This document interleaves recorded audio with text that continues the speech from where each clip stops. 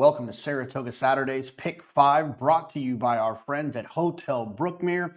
It's Jim Dandy weekend. We've got the Derby winner. We've got the Belmont winner. He's the same horse. He's Sovereignty.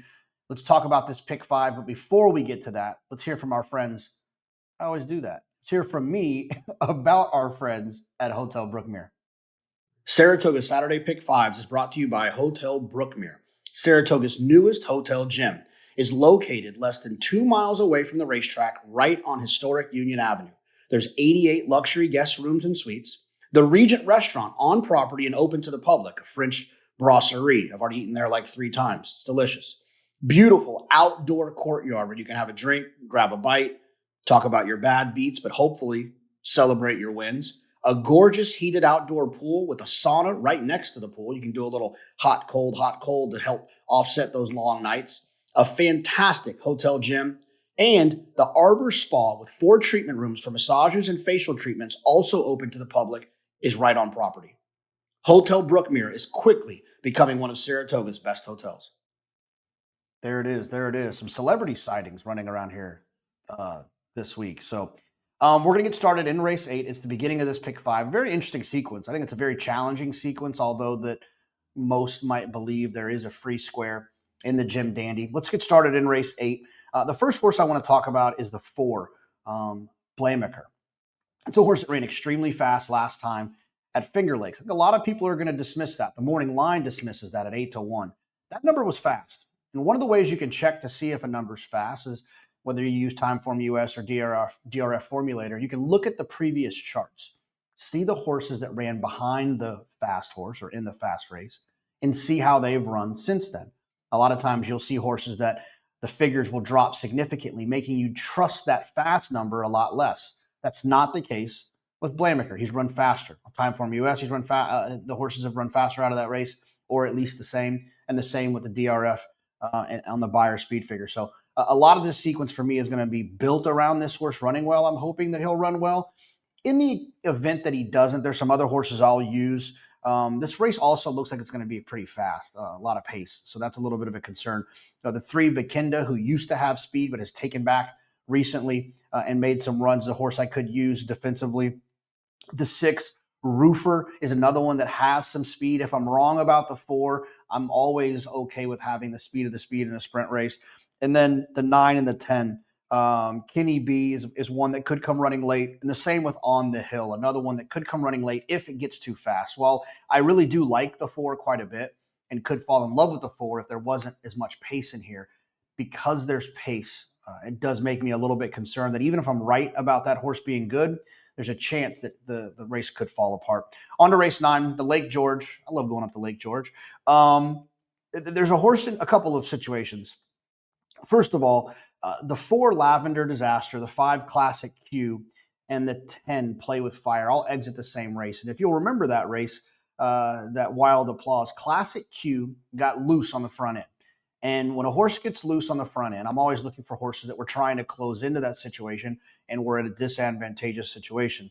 The 2 horses that I thought were Lavender Disaster, the 4 here, and the 10, Play with Fire. So I want to make sure I have those 2 horses to potentially turn the tables on Classic Q.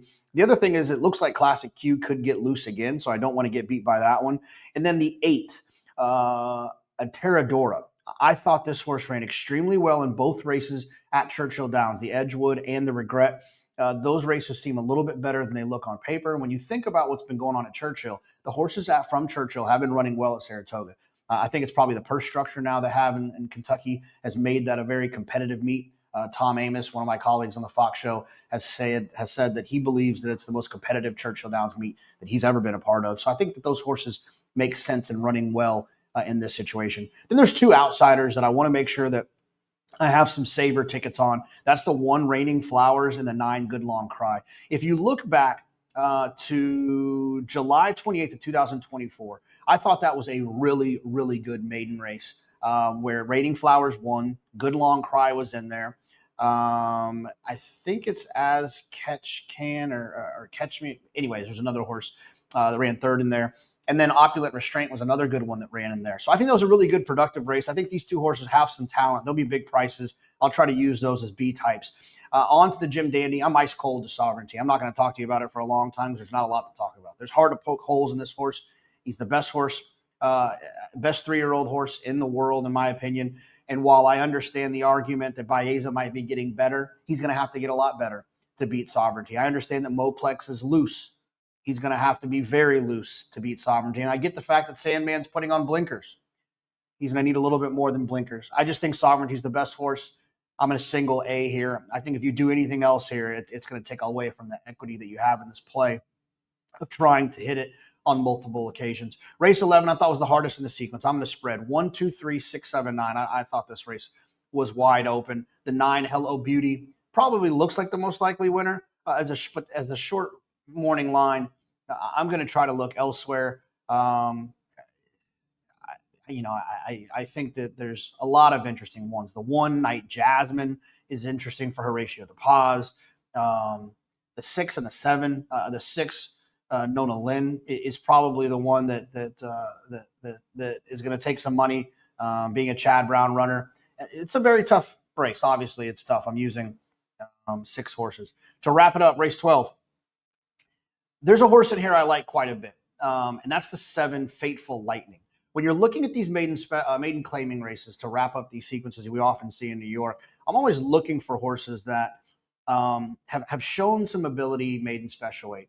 And it's for an operation that isn't interested in having claiming type horses. And so while these horses have run well enough in maiden special weight, when the writing's on the wall that they're not going to be stakes types, I think, the St. Elias's, the West Points, the Rapolis, the Klaroviches of the world, they decide to put these horses where they can win, move them on because they know they're going to go across the street to Fasig in a couple of weeks and buy a bunch of more horses. So I feel like Fateful Lightning is one of those. This horse has, 3 races that are probably better than anything else is running here. The horse has been running well enough. It just looks a little bit hangy at the end of those races, I think, because he's facing better. Now gets in with maiden claimers. I think the 7 is a horse that you can lean on to try to wrap up this sequence. I will also use the 8, 9, 10 as B types because those horses have similar profiles. The 8 and the 9, not so much. They've had a couple of shots at 50,000, but the 10 Hedge the Risk is another one that is a Klarovich dropper. I still believe the 7 stands above these, but I'll also use the 8, 9, and 10 as Bs. Good luck in your Jim Dandy Pick 5. Enjoy watching Sovereignty, and we'll see you next week. Saratoga Saturday Pick 5s is brought to you by Hotel Brookmere. Saratoga's newest hotel gym is located less than 2 miles away from the racetrack, right on historic Union Avenue.